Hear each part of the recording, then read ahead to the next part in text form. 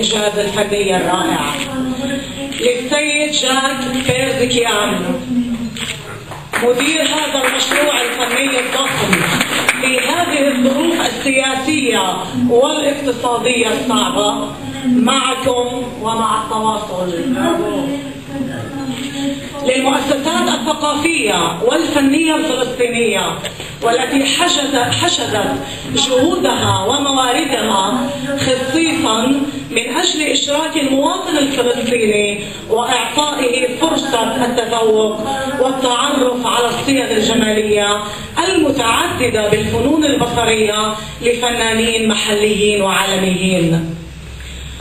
أسرة محمود درويش تتقدم بشكرها العميق للسيد فارس مقبعة على المجهود الرائع والذي كرس له جل وقته ليلا ونهارا من أجل إنجاح هذا المعرض. وللسيد سميح بطحيش الشكر الجزيل لأنه دخل مركز محمود درويش يوم الجمعة الصبح بده يطلع السبت بالليل.